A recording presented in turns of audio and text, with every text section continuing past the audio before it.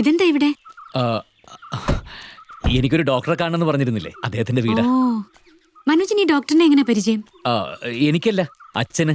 പണ്ട് ഈ ഡോക്ടറുടെ കേസ് നടത്തിയത് അച്ഛനായിരുന്നേ. വാ.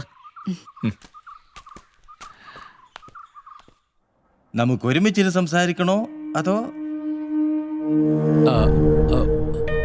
ഒരുമിച്ച് തന്നെ സംസാരിക്കാം ഡോക്ടർ. ഞാൻ മനസ്സിലാക്കിയെടുത്തോളം ഭാവന സ്വന്തമായ ഒരു ലോകത്താണ്. ആ ലോകത്തേക്ക് കടക്കാൻ ഭാവന ആരെയും അനുവദിക്കുന്നുമില്ല.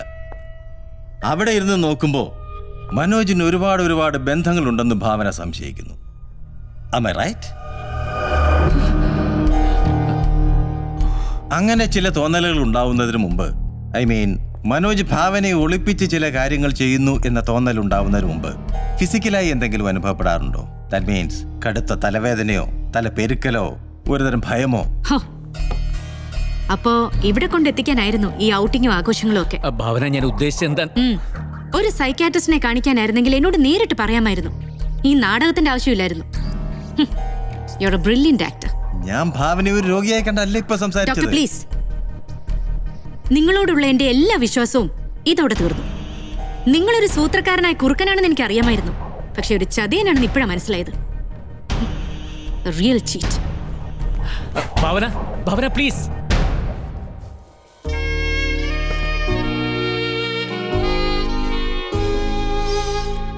മനോജ് എന്തിനാണ് ഇതൊക്കെ ചെയ്യുന്നതെന്നാണ് നീ കരുതുന്നത്? അയാളുടെ പരസ്ത്രീ ബന്ധത്തെക്കുറിച്ച് അന്ന് നീ അയാളുടെ അച്ഛനോട് പറഞ്ഞു. അഡ്വക്കേറ്റ് ശ്രീധരൻ നായർ കാര്യവിവേകമുള്ള ആളായതുകൊണ്ട് നീ പറഞ്ഞത് അങ്ങനെ തള്ളിക്കളയില്ല എന്ന് നിന്റെ ഭർത്താവിന് അറിയാം.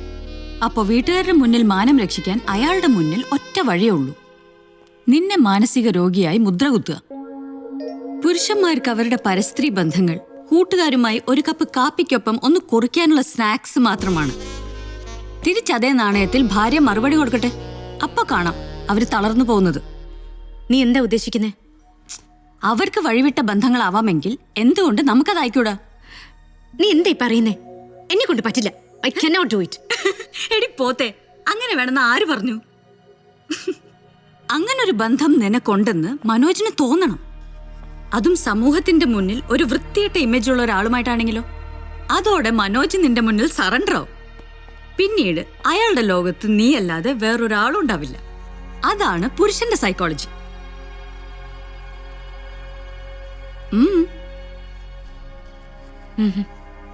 ഒന്നുമില്ല. ഞാൻ ഇറങ്ങുന്നു. ഈ പുസ്തകം വായിച്ചാണോ? Read it, you like it.